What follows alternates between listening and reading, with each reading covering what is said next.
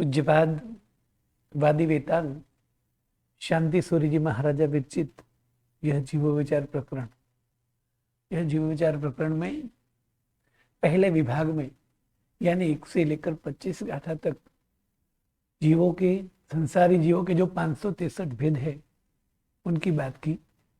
अब 26 से लेकर 51 गाथा तक उस जीवों के जो 5 मुख्य द्वार है, वो 5 द्वार यानी 5 प्रकार की बातें, वो 5 प्रकार की बातें बिताएंगे। अब सभी जगह पर जीवों के भेद की बात करते हुए बार बार एक बात आई, पर्याप्त और अपर्याप्त।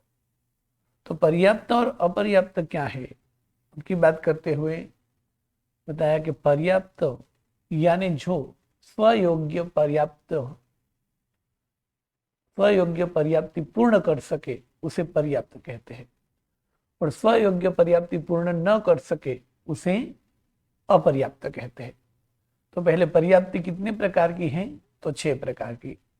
1 आहार पर्याप्ति, 2 शरीर पर्याप्ति, 3 इंद्रिय पर्याप्ति, 4 श्वासोच्छ्वास पर्याप्ति, 5 भाषा पर्याप्ति और 6 मन पर्याप्ति। ये 6 प्रकार की पर्याप्ति है। और 6 प्रकार की पर्याप्ति जो है वो अलग अलग संसारी जीवों के भोग में अलग अलग है। जैसे एक इंद्रिय जीव है तो उनको 4 पर्याप्ति होती है, और बेइंद्रिय, तेइंद्रिय, चौरिंद्रिय और पंचेंद्रिय असंगनी मतलब के समुच्छिन्न, वो जो है उनको 5 पर्याप्ति रहती है, और संगनी पंचेंद्रिय को 6 पर्याप्ति है। तो इस तरह स्वयोग्य पर्याप्ति पूर्ण जो करे उसे पर्याप्त बोलते हैं, स्वयोग्य पर्याप्ति पूर्ण न कर सके उसे अपर्याप्त बोलते हैं, कहते हैं। तो पर्याप्ति यानी क्या, तो संसारी जीव को जीवन जीने के लिए जरूरी साधन और उस साधन को प्राप्त करने की प्रक्रिया यानी प्रोसेस, जन्म के बाद जीवन के लिए साधन बनाने की जो प्रोसेस, उसे पर्याप्ति कहते हैं, क्योंकि उसी प्रोसेस से ही जीवन चलता है। तो 10 प्रकार के जो प्राण हैं, उस प्राण की प्राप्ति और उस प्राण को चलाने की जो प्रक्रिया है, उस प्रक्रिया की प्रोसेस, उसे कहते हैं पर्याप्ति। यानी 6 प्रकार के आहार पर्याप्ति, यानी पुद्गल को ग्रहण करके उसको 2 विभाग में विभाजन करने की शक्ति। दूसरी शरीर पर्याप्ति, यानी पुद्गल में से शरीर बनाने की शक्ति। तीसरी इंद्रिय पर्याप्ति, यानी पुद्गल में से इंद्रिय बनाने की शक्ति। श्वासोच्छ्वास, यानी पुद्गल में से पुद्गल को लेकर श्वासोच्छ्वास की प्रक्रिया करने की शक्ति। भाषा, यानी पुद्गल से ग्रहण करने के बाद उसको भाषा में परिणमन करने की शक्ति, यानी बोलने की शक्ति। मन पर्याप्ति, यानी पुद्गल के अवलंबन से सोचने की शक्ति। ये 6 प्रकार की शक्ति से ही जीवन चलता है। तो इस 6 प्रकार की शक्ति की प्रोसेस को प्राप्त करना, यानी उस शक्ति को प्राप्त करने की प्रोसेस करना, उसे पर्याप्ति बोलते हैं। तो जीव 2 प्रकार के हैं, पर्याप्त और अपर्याप्त। और अपर्याप्त जीव जो है वो अपनी पर्याप्ति पूर्ण नहीं कर सकता है। यानी जीव अपने जन्म स्थान पर, उत्पत्ति स्थान पर आता है तो उस जीवन चलाने के लिए, प्राण टिकाने के लिए, साधन के लिए जो प्रोसेस शुरू करता है, उसमें से सभी जीव 3 प्रकार की प्रक्रिया तो पूर्ण करते ही है। 1 आहार पर्याप्ति, 2 शरीर पर्याप्ति और 3 इंद्रिय पर्याप्ति। यानी 3 पर्याप्ति तो सभी जीव पूर्ण करते ही है, किंतु एकेंद्रिय के भव में कितनी पर्याप्ति है, 4। बेइंद्रिय आदि के भव में कितनी पर्याप्ति है? 5। और संगी पंचेंद्रिय के लिए कितनी पर्याप्ति है? 6।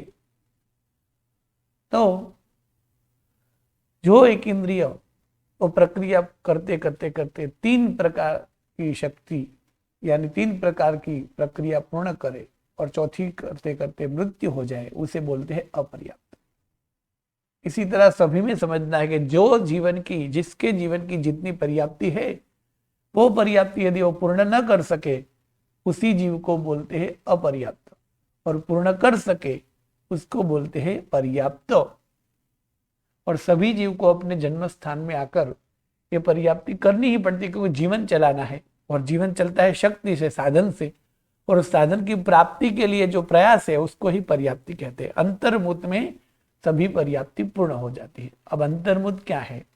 तो अंतर्मुत काल का माप है, जैसे वर्ष है, दिन है, महीना है, घंटा है। इसी तरह ये अंतर्मुत शास्त्रीय भाषा में समय का एक नाप है, यानी माप है, प्रमाण है। समय का छोटे से छोटा अंश है एक समय, काल का छोटे से छोटा अंश है एक समय। और अंतर्मुत मुख्य 3 प्रकार के हैं: जघन्य, मध्यम और उत्कृष्ट। यानी मिनिमम यानी छोटे से छोटा, मीडियम यानी मध्य वाला, उत्कृष्ट यानी बड़े से बड़ा। तो 3 प्रकार के अंतर्मुत है। पहले मुहूर्त शब्द, तो मुहूर्त शब्द यानी 2 घड़ी। 2 घड़ी यानी 48 मिनट, 48 मिनट यानी 2 घड़ी। एक घड़ी को 24 मिनट बोलते हैं। इसी तरह 48 मिनट बराबर 2 घड़ी, इसे एक मुहूर्त बोलेंगे। और मुहूर्त के अंतर यानी उनके अंदर की जो संख्या, उसके अंदर का जो काल, उसे अंतर्मुत बोलेंगे। यानी 48 मिनट में यानी 48 मिनट में एक समय भी कम होगा तब तक वो अंतर्मुत कहलाएगा, और जब 48 मिनट पूर्ण हो गए तो वो एक मुहूर्त कहलाएगा।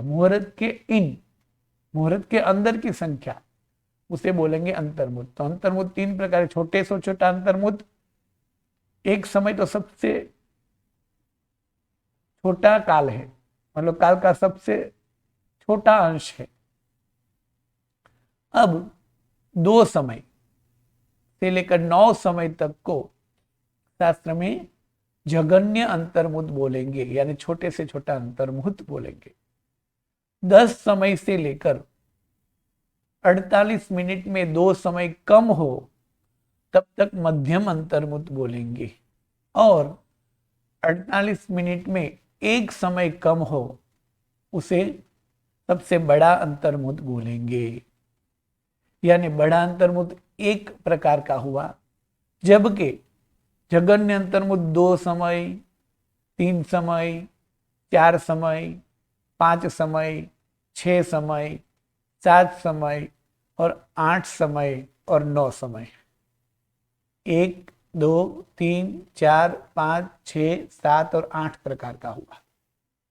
और मध्यम अंतर्मुत वो अनकाउंटेबल यानी कि असंख्य प्रकार का हुआ, जैसे 10 समय, 11 समय, 12 समय, 13 समय, 14 समय, 15 समय, इसी तरह क्रम से 100 समय, 200 समय, 1000 समय, लाख समय, इसी तरह असंख्य समय, मतलब 48 मिनट पूर्ण न हो तब तक। और समय इतना छोटा काल है कि 1 मिनट में भी कितने समय होते हैं? असंख्य समय चले जाते हैं। तो इसी तरह अंतर्मुत के जो 3 प्रकार है वो हमें याद रखने हैं कि कौन से 3 प्रकार है: जघन्य, मध्यम और उत्कृष्ट। उसमें जघन्य अंतर्मुत 2 समय से लेकर 9 समय तक, उत्कृष्ट अंतर्मुत 48 मिनट में 1 समय कम, और मध्यम अंतर्मुत 10 समय से लेकर 48 मिनट में यानी 48 मिनट में दो समय कम हो तब तक।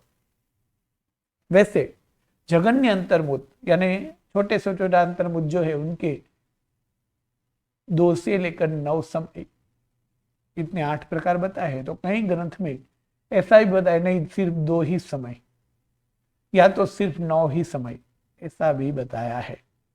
उसमें कई सारे अनेक विभाग या तो अनेक विवक्षा है, किंतु यहां हम लेंगे 2 से लेकर 9 समय हो, यानी 2 समय को अंतर्मुत बोलेंगे, 3 समय को अंतर्मुत बोलेंगे, 4 समय को, 9 समय तक जो अंतर्मुत है, जो काल है, उसे जगन्य अंतर्मुत बोला जाएगा। और 48 मिनट में एक समय कम है उसे उत्कृष्ट अंतर्मुत बोला जाएगा। और बाकी के बीच वाले जो है 10 से लेकर 48 मिनट में 2 समय तक, वो मध्यम अंतर्मुत कहलाएगा। तो जीव जब अपनी उत्पत्ति स्थान में आता है तब ये प्रोसेस शुरू करता है, यानी साधन प्राप्त करने की प्रक्रिया जो है वो शुरू करता है, वो पूर्ण कर देता है अंतर्मुत में। किंतु अब 6 प्रकार की प्रक्रिया है, तो 6 प्रकार की प्रक्रिया होती है, साथ में शुरू होती है, किंतु पूर्ण जो है वो एक के बाद एक होती है। जैसे उदाहरण के तौर पे लेके हम इसमें अंतर्मुत लगेगा तो कौन सा अंतर्मुत लगेगा, तो मध्यम अंतर्मुत। इस सब में अंतर्मुत लगेगा ऐसा कहे तो कौन सा अंतर्मुत लगेगा, तो मध्यम अंतर्मुत लगेगा। अब मध्यम अंतर्मुत जो है उदाहरण के तौर पे कहते जैसे ये पूरी प्रक्रिया 100 समय में पूर्ण होगी तो 100 समय मध्यम अंतर्मुत गिनाएगा। तो 100 समय में पूर्ण होने वाली है, जैसे उदाहरण के तौर पे कहे तो पहली यानी आहार पर्याप्ति शुरू होती है और एक समय में पूर्ण होती है, यानी एक समय ही लगता है। फिर शुरू होती है दूसरी पर्याप्ति पहले ही समय से, किंतु 10 समय उसको लगेगा, यानी 10 समय में पूर्ण होगी। तीसरी पर्याप्ति 25 समय में पूर्ण होगी उदाहरण के तौर पे। फिर उसके बाद की पर्याप्ति 45 समय में जैसे पूर्ण होगी, उसके बाद की पर्याप्ति 70 समय में पूर्ण होगी, उसके बाद की पर्याप्ति 100 समय में पूर्ण होगी। यानी 6 पर्याप्ति को 100 समय लगेगा, तो उसमें 6 की 6 सभी पर्याप्ति साथ में शुरू होगी। पहली पर्याप्ति एक समय में पूर्ण होगी, जबकि दूसरी पर्याप्ति उदाहरण के तौर पे 1 से लेकर 10 समय तक चलेगी, 10 समय पूर्ण होगी 10 समय में। पांचवी पर्याप्ति 1 से लेकर 25 समय तक 25वें समय में पूर्ण होगी। इसी तरह एक के बाद एक पर्याप्ति जो है वो ज्यादा समय लेती है, यानी उस प्रोसेस को पूर्ण करने में ज्यादा समय लगता है। शुरुआत एक साथ होने के बावजूद भी ऐसा क्यों होता है, तो वहां दृष्टांत दिया है कि जैसे 6 स्त्रियां है या तो 6 पुरुष है, 1 2 3 4 5 और 6। इन 6 पुरुषों को रुई काटने का कार्य दिया है, सभी को रुई काटने का कार्य दिया है, और सभी को 1-1 किलो रुई दिया है। जैसे कि सभी को 1-1 किलो रुई दिया। अब इसको कहा कि रुई के टुकड़े आपको छोटे छोटे टुकड़े तार बनाने हैं, इस रुई में से 100 तार बनाने हैं। इनको बोला है 200 तार बनाने हैं, इनको बोला है 300 तार बनाने हैं, इनको बोला है 400 तार बनाने हैं, इनको बोला 500 तार बनाने हैं, और इनको बोले 600 तार बनाने हैं। तो ये जो है वो 1 किलो रुई में से ऐसे 100 टुकड़े यानी 100 तार जल्दी बन जाएंगे, जबकि इनको उनसे ज्यादा देर लगेगी, जबकि इनको उनसे ज्यादा देर लगेगी। इस तरह सभी पर्याप्ति शुरू साथ में करेंगे, 6 के 6 जन कार्य साथ में शुरू करेंगे, किंतु देर लगेगी, क्योंकि एक के बाद एक की प्रोसेस ज्यादा सूक्ष्म और ज्यादा मेहनत वाली और ज्यादा समय लेने वाली है। इसी तरह 6 पर्याप्ति यानी जीवन चलाने की शक्ति को प्राप्त करने की प्रोसेस करना। अब यह पर्याप्ति पूर्ण होगी या नहीं होगी वो किस पर निर्भर करता है, तो जीव के कर्म पर। यानी जीव एक भव में से दूसरे भव में जब जाता है, तब यदि वो पुण्य कर्म लेकर आया है और उनका उदय है, उनको पर्याप्त नाम कर्म उदय में है, तो पर्याप्ति पूर्ण कर सकेगा।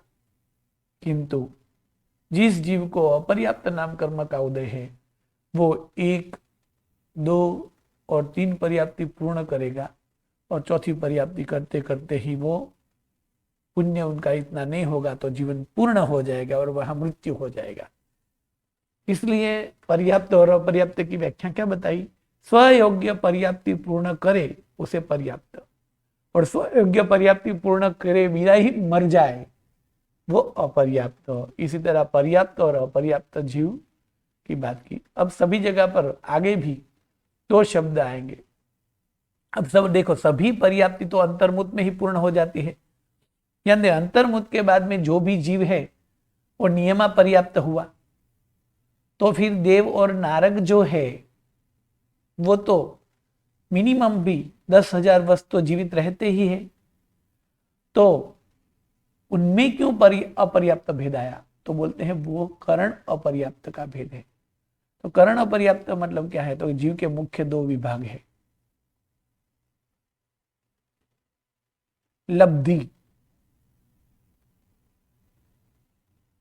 पर्याप्त और लब्धि अपर्याप्त। 2 विभाग है, लब्धि पर्याप्त और लब्धि अपर्याप्त। यानी एक भव में जीव को एक अवस्था ही प्राप्त होती है, या तो वो लब्धि पर्याप्त होता है या तो वो लब्धि अपर्याप्त होता है। हम लब्धि पर्याप्त थे, यानी हम लब्धि पर्याप्त है, और कई सारे जीव लब्धि अपर्याप्त भी होते हैं, यानी जिनको अपर्याप्त नाम कर्म का उदय होता है, इसको लब्धि नहीं प्राप्त होती, इसलिए वो लब्धि अपर्याप्त है। यानी इसको कौन सी लब्धि नहीं प्राप्त होती? तो साधन की प्रोसेस पूर्ण करने की शक्ति उसमें नहीं रहती। क्यों? तो उनके पाप का उदय है, तो वो पर्याप्ति पूर्ण किए बिना ही अपना जीवन समाप्त कर लेगा। तो लब्धि अपर्याप्त यानी पर्याप्ति पूर्ण नहीं कर सकेगा और वो मृत्यु हो जाएगा, उन्हें लब्धि अपर्याप्त बोलते हैं। और पर्याप्ति पूर्ण करेगा ही, मृत्यु उसके बाद ही उनका होगा, तो वो लब्धि पर्याप्त है। इसी तरह 2 भेद मुख्य हो गए, कौन से? लब्धि पर्याप्ता और लब्धि अपर्याप्ता, जीव के मुख्य 2 भेद हो गए। तो देव और नारक जो है वो हमेशा लब्धि पर्याप्त ही रहते हैं। तो उनके भेद 2 क्यों गए? तो उनके 2 भेद जो है वो करण पर्याप्ता और करण अपर्याप्ता, ऐसे 2 विभाग बताए हैं। यानी सभी प्रकार के लब्धि पर्याप्त जो भी जीव है उनके 2 विभाग हो सकते हैं, मतलब होते हैं। कौन से? करण पर्याप्त और करण अपर्याप्ता।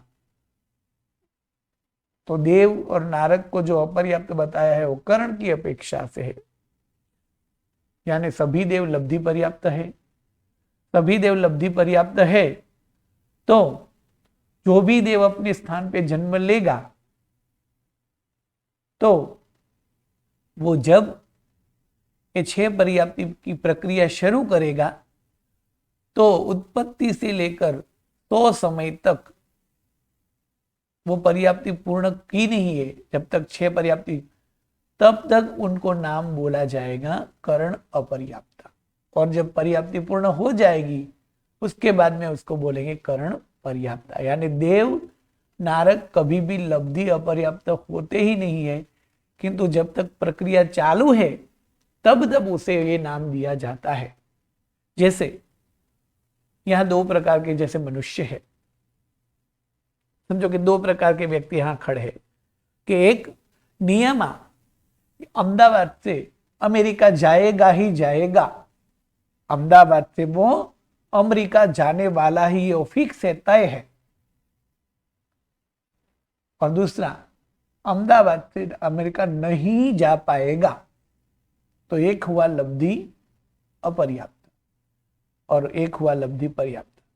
किंतु अहमदाबाद से अमेरिका जाने का तय भले है 100%, किंतु वो अहमदाबाद से निकलेगा, फिर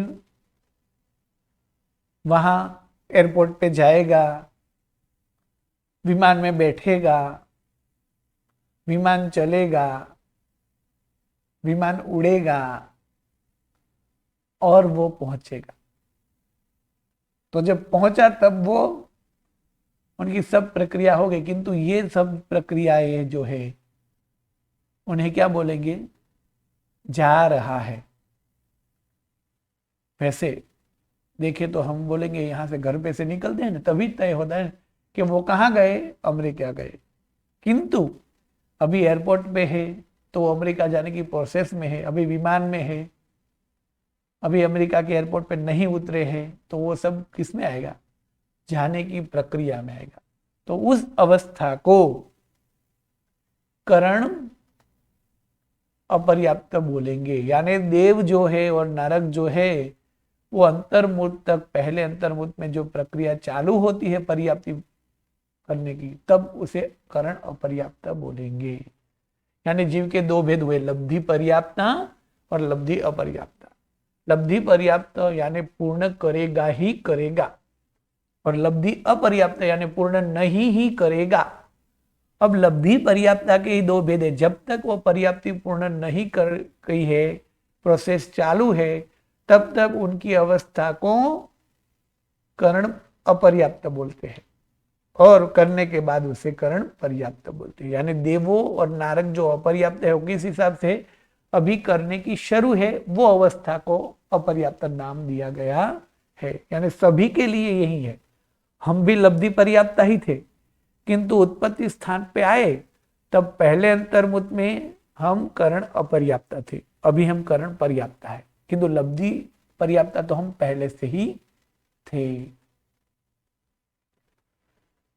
इसी तरह पर्याप्त की बात की, यानी पर्याप्त और अपर्याप्त की व्याख्या क्या होगी? सभी जगह पर स्वयोग्य शक्ति प्राप्त करने की प्रोसेस, यानी पर्याप्ति जो नहीं कर पाएगा और मृत्यु हो जाएगा, उनका नाम है लब्धि अपर्याप्ता, यानी अपर्याप्त जीव। और स्वयोग्य पर्याप्ति पूर्ण करेगा, उनका नाम है लब्धि पर्याप्त, यानी कि पर्याप्त जीव। यानी सभी जगह पर पर्याप्त और पर्याप्ति की बात जो कही वो ऐसे समझनी है। तो ये 563 भेद की बात हुई। अब इन पर जो है वो मुख्य 5 द्वार कौन से है?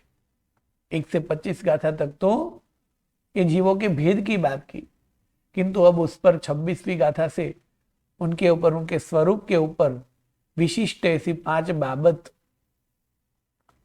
दिखाएंगे। और वो 5 बात और 5 द्वार और वो 5 बाबत कौन सी है, तो यही 26वीं गाथा में ये दिखाया है कि ये जो है ये 563 जीव के भेद पहले तो पक्के करने हैं, और उस 563 जीव के भेद ऊपर अब 5 द्वार जो है वो इस प्रकार है। 1 शरीर, 2 आयुष्य, 3 स्वकाय स्थिति, 4 योनि और 5 प्राण। ये 5 प्रकार के द्वार इस ग्रंथ में दिखाएंगे। वो 5 प्रकार के द्वार कौन से हैं? तो 26वीं गाथा में यही बताया है। ए सिम जीवाणम शरीर माउठी सकायमी पाणा जोणी पमाणम जैसिम जम अथितम भणिमो। अब कितने भी भेद कहे उसके ऊपर 5 मुख्य बात दिखाएंगे। 1 शरीर, यानी उनके शरीर की हाइट, ऊंचाई, इनके शरीर कितने बड़े होते हैं, वो शरीर की अवगाहना बताएगी। दूसरा आयुष्य, यानी वो कितने वर्ष तक जीवित रहते हैं वो। तीसरा स्वकाय स्थिति, यानी एक के बाद एक जन्म वैसे के वैसे ही लेना, यानी मैं मनुष्य हूं तो अगले भाव में भी मनुष्य बनूं, उसके पीछे अगले भाव में भी मनुष्य बनूं, लगातार मैं नॉन स्टॉप मैं मनुष्य में हूं, तो मैं मनुष्य जो है वो कितनी बार नॉन स्टॉप मनुष्य बन सकता है, एक के बाद एक भाव में। इसी तरह समझो कोई तेंद्रिय है, इस भाव में कोई कीड़ी है, तो अगले भाव में वो मकोड़ा भी बन सकता है या तो और कोई भी बन सकता है, किंतु तेंद्रिय यानी तीन इंद्रिय वाला जीव बना है, तो लगातार नॉन स्टॉप कितने भाव कितने समय तक तेंद्रिय बन सकता है, ज्यादा से ज्यादा, उसे बोलते हैं स्वकाय स्थिति।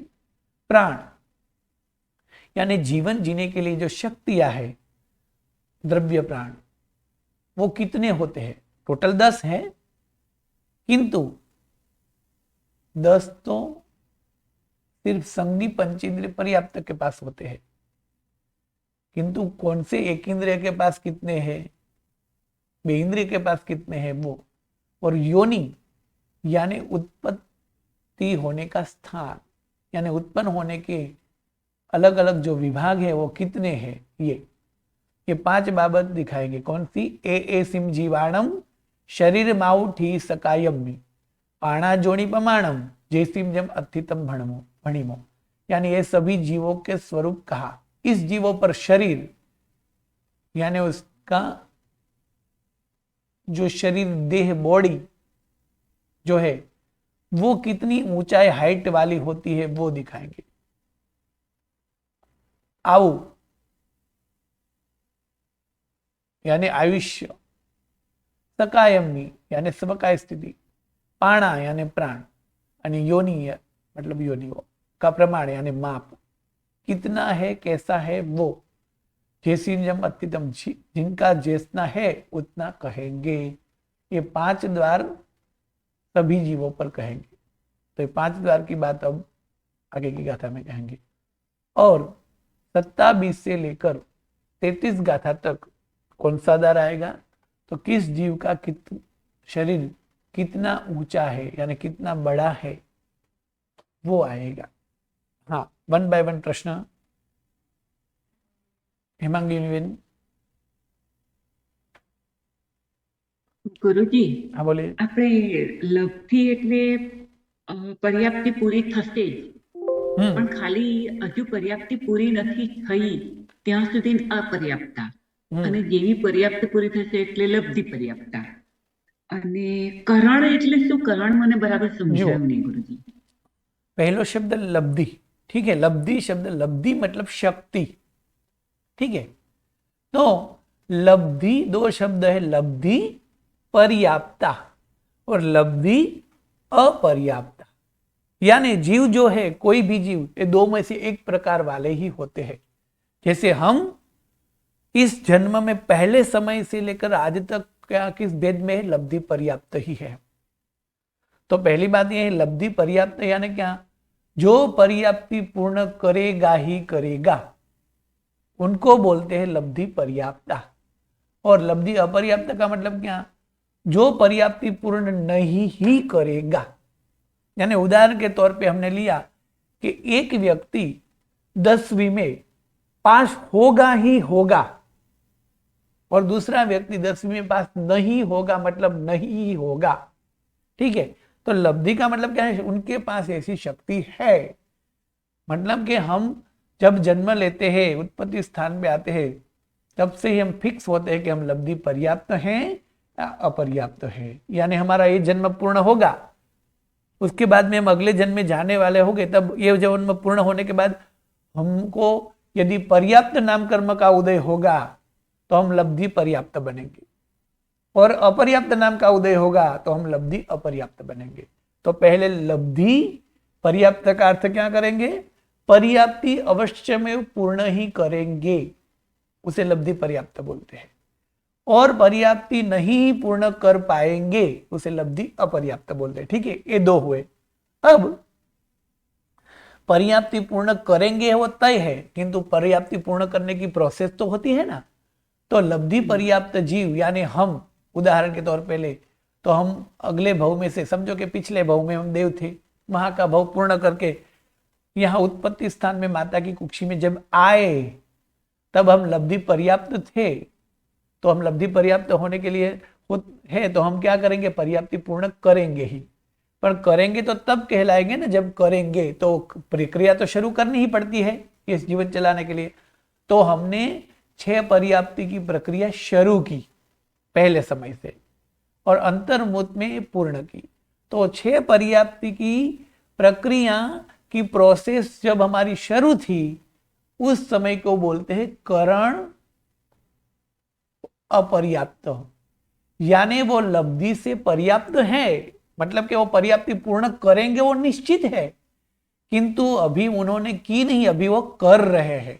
तो जो कर रहे उसी अवस्था को नाम दिया है करण अपर्याप्त। और अंतर्मुत के बाद हमारी पर्याप्ति पूर्ण हो गई, उस अवस्था को बोलेंगे करण पर्याप्त। परंतु दोनों अवस्था में हम हो गए तो लब्धि पर्याप्त ही। हाँ बोलिए जी। तो उसका मतलब ये हुआ कि लब्धि पर्याप्त के 2 प्रकार हुए, करण हाँ, लब्धि पर्याप्ति। पर्याप्त के ही 2 प्रकार होते हैं, करण अपर्याप्त और करण पर्याप्त।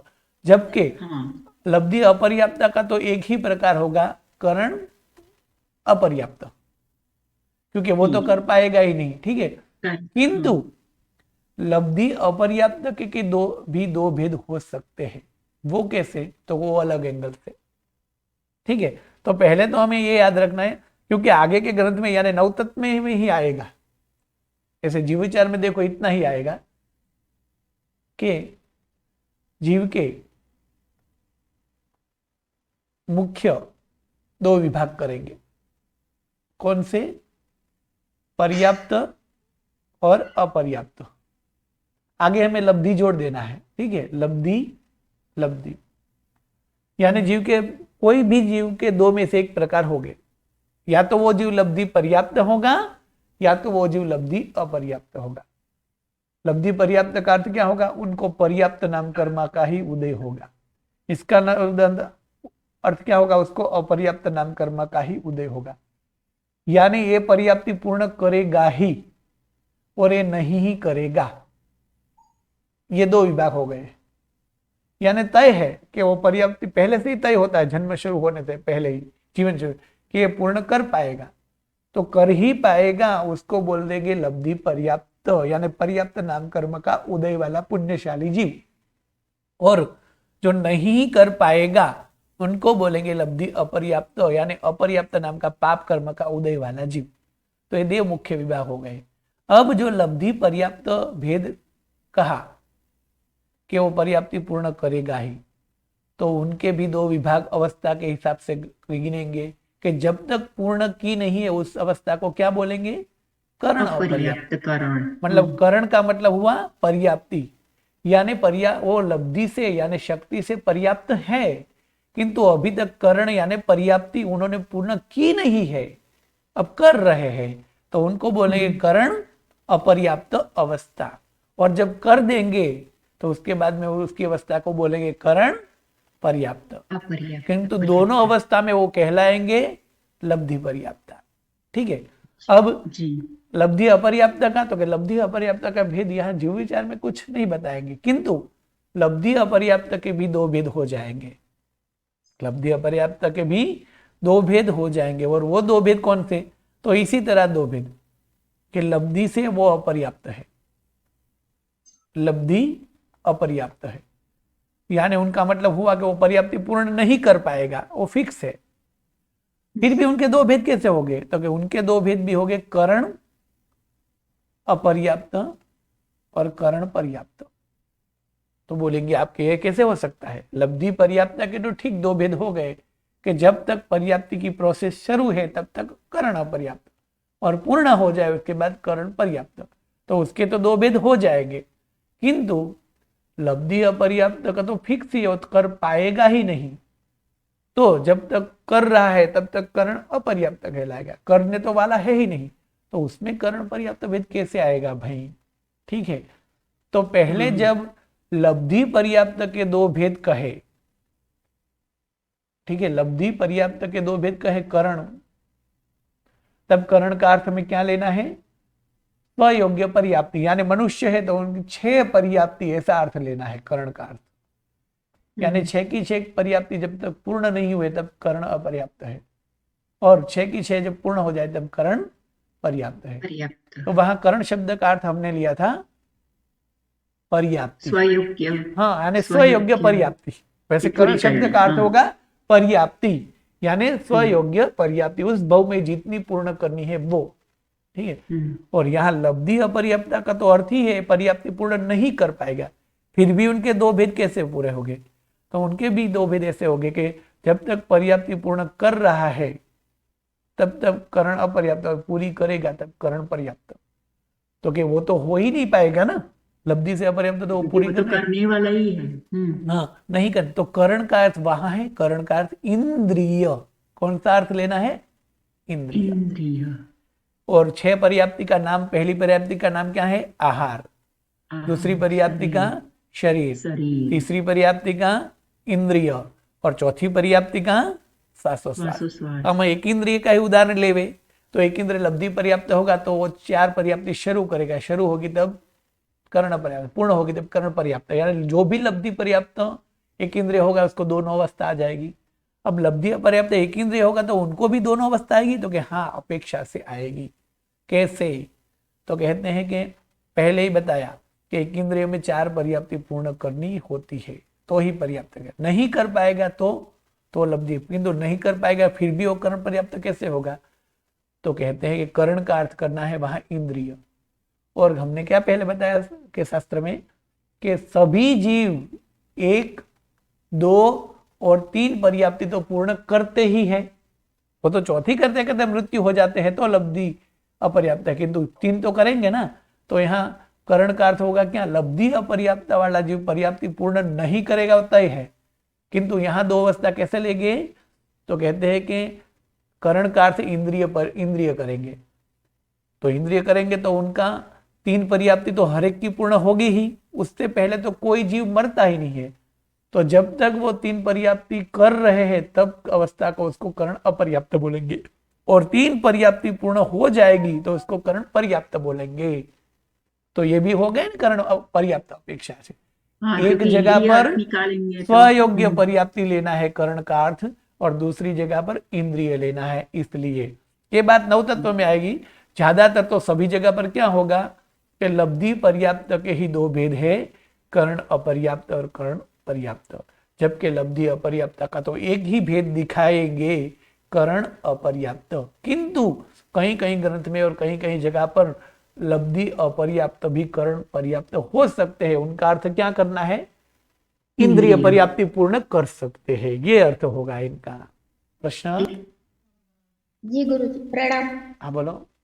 गुरुजी वो तिर्यंच के 48 भेद में जो क्वेश्चन दिए उसमें समूर्चिम जीव के 38 भेद बताए, वो कैसे?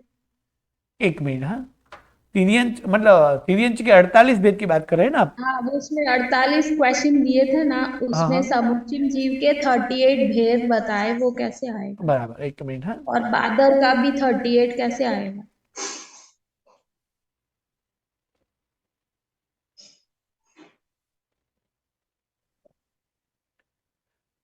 जैसे टोटल तिर्यंच के भेद हैं 48, ठीक है? वो तो बराबर है ना कि तिर्यंच के टोटल भेद तो 48 है। तो तिर्यंच के टोटल भेद 48 कैसे होंगे? एक इंद्रिय के 20, विकलेंद्रिय के 6 और पंच इंद्रिय तिर्यंच के एक इंद्रिय के 22, मिच्छा में टुकड़े, एक इंद्रिय के 22, विकलेंद्रिय के 6 और पंच इंद्रिय के 20, इसी तरह हो जाएंगे 48। अब 48 के प्रश्नोत्तरी में क्या दिया है? प्रश्न कौन सा? समूर्चिम जीव का 38 समूर्चिम जीव का 38 और बादर का भी 38, वो कैसे समझ में? समूर्चिम जीव का 38 कहाँ दिया है? थर्ड वाले इसमें कॉलम में। हाँ बराबर है ये। हाँ, थर्ड वाले कॉलम में गर्भज के नीचे। ये हाँ ठीक है। तो ये 48 भेद यानी 48 भेद को हमें याद करके इस सभी के प्रश्न के उत्तर देने हैं, ठीक है? तो उसमें बताया कि समूर्छिम के भेद कितने होते हैं, तो वो बोले 38, मतलब 48 में 10 जो है उनको बात करना है। तो पहले समूर्छिम का अर्थ क्या करेंगे हम? समूर्चिम मतलब जो मनुष्य, मतलब जो दिखाई नहीं देते और अशुचि से जो उत्पन्न होते हैं जो। हाँ नहीं, समूर्छिम का अर्थ ये करेंगे असूचि में उत्पन्न होना की बात तो मनुष्य के लिए लेंगे सिर्फ, किंतु समूर्छिम का अर्थ तो ये करेंगे मात बिना के संयोग बिना जन्मे हुए मन बिला वाले जीव। यही तो तिर्यंत की बात है, अभी तो मनुष्य की बात ही नहीं है। तो असंगी होंगे ना। हाँ, असंगी मतलब के मन बिना वाले जीव। तो एक इंद्रिय के 22 भेद मन बिना के हैं तो है, हाँ विकलेंद्रिय के 6 भेद मन बिना है तो है, हाँ और पंचेंद्रिय में 5 भेद जो है उसके हाँ। गर्भज और समूर्छिम मिलाकर 10 हुए, और उसके पर्याप्त और पर्याप्त 20 हुए। यानी पंचेंद्रिय में 20 भेद में 10 भेद ही गर्भज है ना, हाँ तो 10 भेद समूर्छिम नहीं गर्भज कहलाएंगे, बाकी तो 10 तो क्या कहलाएंगे, समूर्छिम कहलाएंगे ना। जी। तो हो गए ना 38। ओके, तो समूर्चिम के पर्याप्त और अपर्याप्त काउंट हाँ करना है। दोनों, हाँ समूर्छिम का मतलब यहाँ समूर्छिम तिर्यंत जब पर्याप्त भी होते हैं अपर्याप्त भी होते, किंतु मन बिना के ही होते हैं। यानी समूर्छिम के यहाँ मतलब लेना है माता पिता के संयोग बिना उत्पन्न हुए और मन बिना वाले जो प्राणी है वो, यानी 10 भेद उनके भी काउंट हो गए ना, इसलिए। हाँ, और गुरुजी बादर के 38 कैसे? बादर के 38 कैसे, ठीक है। तो पहले तो सूक्ष्म और बादर की व्याख्या क्या है? सूक्ष्म जीव जो आंखों चर्म चक्षु से दिखाई न दे और जिनकी बराबर। अनुभूति नहीं होती है। हाँ, अनुभूति भी न हो, ठीक है, इतने छोटे शरीर वाले। और अब देखें तो मुख्य 2 भेद है, स्थावर और तरस, वैसे देखा जाए तो, ठीक है। तो पहले ही आया कि तरस तो सभी कैसी भी अवस्था में हो, तरस कैसे होते हैं, हमेशा बादर ही होंगे तरस जीव तो, ठीक है। तो सूक्ष्म का भेद तो किसमें रहेगा, एक इंद्रिय में ही रहेगा ना सिर्फ। तो एक इंद्रिय के 22 भेद है, उसमें पृथ्वी काय के 2 सूक्ष्म है, अप काय के 2 है, वायु काय के 2 है, वनस्पति तेऊ काय के 2 है, और साधारण में से 12 और साधारण के 2, मतलब 10 निकालेंगे 22 में से सिर्फ, बाकी सब तो बादर ही है ना। हाँ, तो स्थावर में 12 भेद आएंगे ना। स्थावर के सूक्ष्म के भेद जो है वो 12 नहीं है, सूक्ष्म के भेद कितने हैं? सूक्ष्म के भेद 10 है, तो 48 में से 10 निकाल देंगे। ओके, तो कितने हो जाएंगे? 38 हो जाएंगे ना बादर।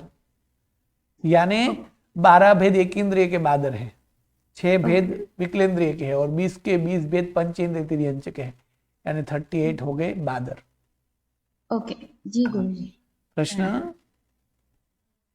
अर्चना बेन?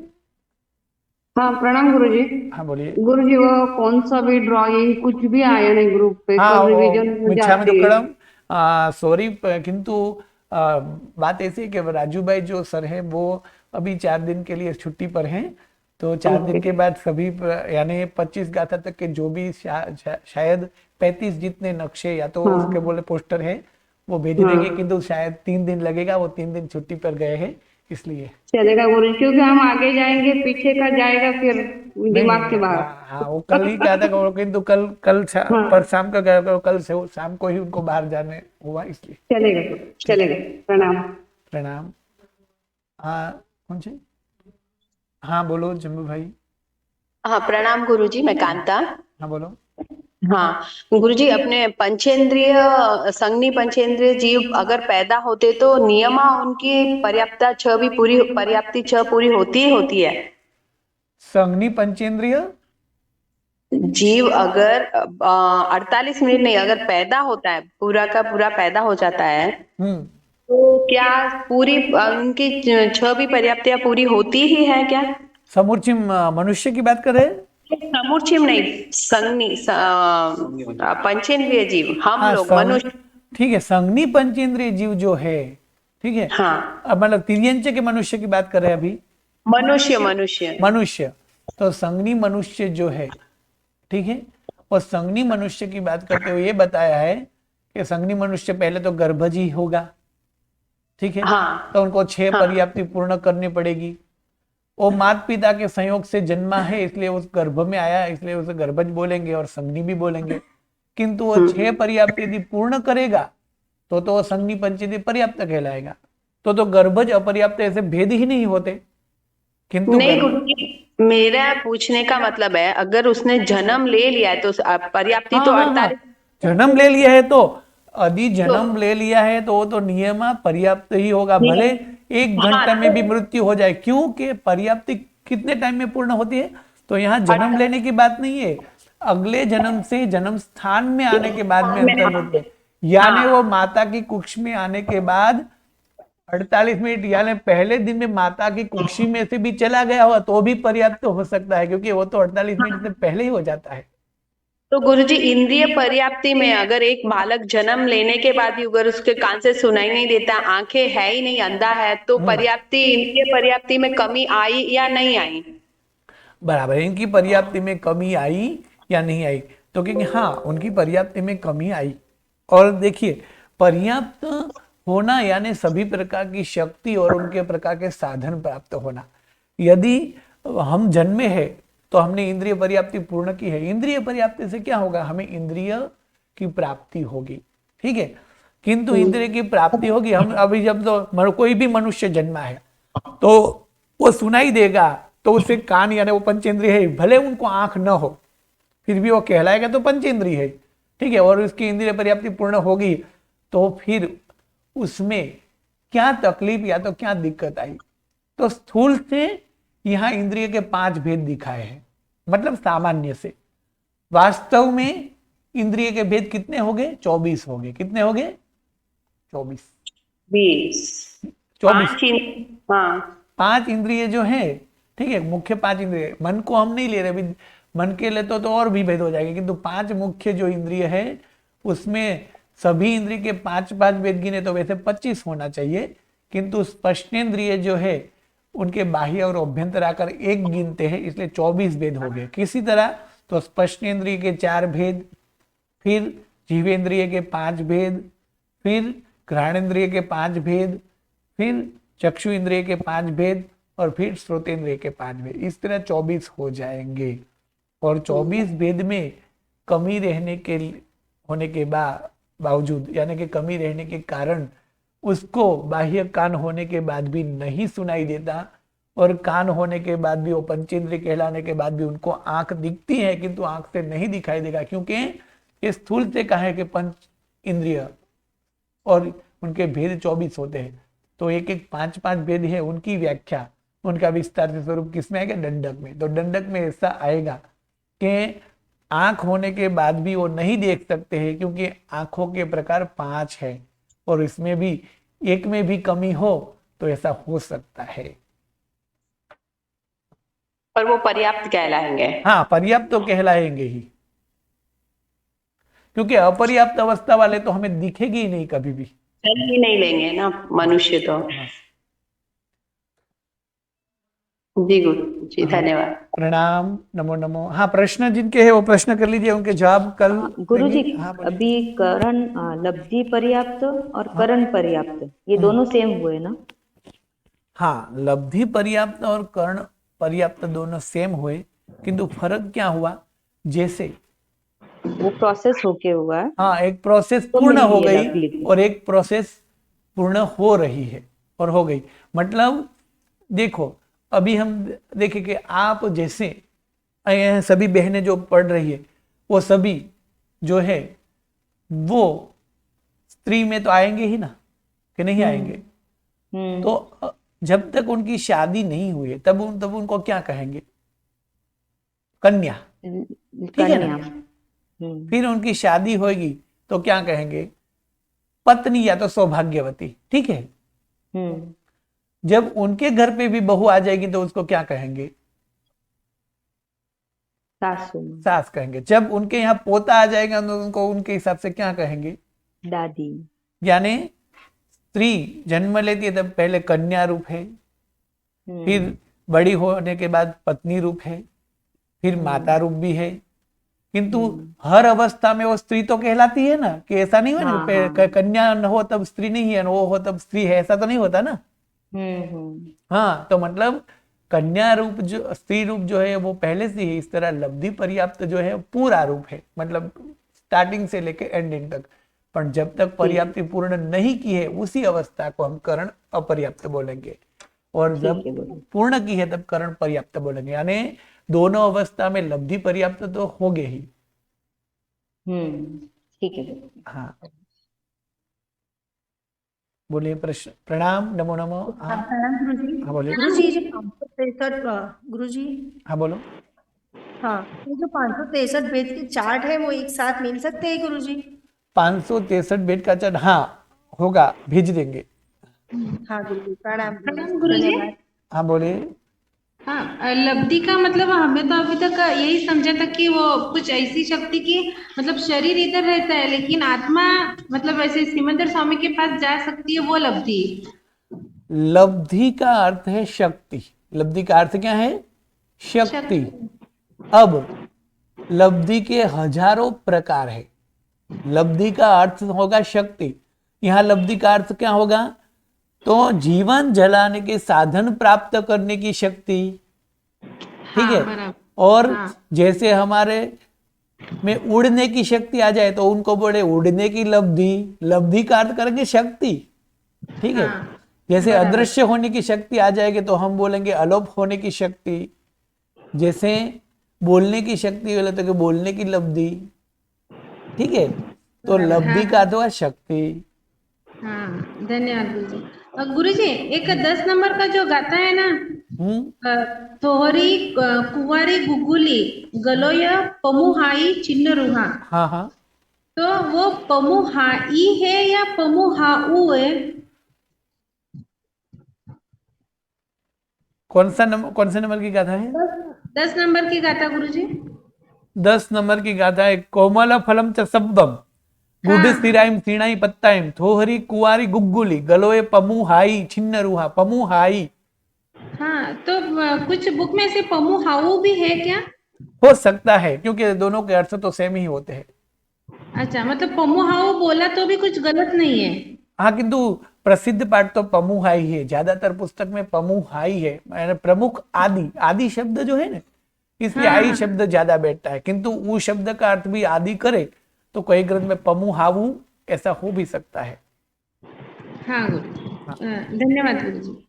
ગુરુજી, हाँ बोलिए। આપણે જગન્ય મુહૂર્ત એટલે 1 થી 9 સમય, नहीं, ये थी 9 2 समय। થી 9 સમય, हाँ, મધ્યમ એટલે 10 થી 46 સમય કે મિનિટ? मिनट। 10 समय से लेकर 48 मिनट में 2 समय कम। 48 मिनट में 2 मिनट कम। 2 मिनट 2 समय, दो समय, सॉरी 48 मिनट में 2 2 समय समय कम। कम। उसको बोलेंगे मध्यम अंतर्मुद। यानी मध्यम अंतर्मुद असंख्य प्रकार के हो जाएंगे, ठीक है। जी। और उत्कृष्ट अंतर्मुद का मतलब बोलेंगे 48 मिनट में 1 समय कम। हाँ जी, धन्यवाद है गुरुजी। हाँ बोलिए। प्रणाम गुरुजी। हाँ बोलो। सन्नी पंचेंद्रिय जीव अगर जैसे अपने पर्याप्ति पूरी होके जन्म ले लेगा, उस टाइम सब सही होगा। और 1-2 घंटे के बाद अगर वो मृत्यु हो जाती है तो हम उनमें पर्याप्ति गिनेंगे या फिर आयुष्य कर्म का गिनेंगे? देखिए, प्राणों को चलाने की शक्ति जो है उसे पर्याप्ति बोलते हैं। और पर्याप्ति जो है उनको पर्याप्त है या नहीं वो तो कितने 48 मिनट के अंदर ही तय हो जाएगा। यानी कोई भी जीव 48 से ज्यादा, वैसे 48 भी नहीं बोल सकते क्योंकि अंतर्मुद जो है वो अंतर्मुद 48 बड़ा अंतर्मुद नहीं लिया है। यानी 48 मिनट के बाद जो भी जीव जीवित है वो पर्याप्त ही कहलाएगा। किंतु पर्याप्त जीव की व्याख्या क्या है? यह है कि वो पर्याप्ति पूर्ण कर पाएगा। किंतु ऐसा नहीं कि पर्याप्ति पूर्ण करने के बाद वो मरेगा ही नहीं। तो हमने सब जो पर्याप्ति पूर्ण कर ली है तो हम भी 50 वर्ष, 25 वर्ष, 30 वर्ष के बाद तो मृत्यु होगा ना जी। हाँ। तो फिर कैसे वो उनका आयुष्य इतना था ऐसा हाँ, समझना इनका है? आयुष्य इतना था, मतलब उनका आयुष्य इतना था, ठीक है। एक तो और जी। इनका जीवन इतना क्यों चला कम? अंतर्मुद में ही क्यों मृत्यु हो गए? तो कि वो अपर्याप्त थे। और अंतर्मुद के ज्यादा से क्यों जिए? तो कि वो पर्याप्त यानी वो शक्ति प्राप्त कर सके थे। किंतु अब वो शक्ति कब तक चलेगी? जब तक उनका आयुष्य नाम का कर्म होगा तब तक। यानी सब प्राण चले जाएंगे। वो ये बोलते हैं कि पर्याप्ति की शक्ति प्राप्त करना वो है, बाद में वो पर्याप्ति चलती ही रहती है। तब जब आयुष्य पूर्ण हो जाता है तब जो पर्याप्ति यानी शक्ति प्राप्त करने की जो प्रोसेस थी वो बंद हो जाएगी तब। यानी प्राण छूट जाएंगे। जी जी। प्रणाम, नमो नमः।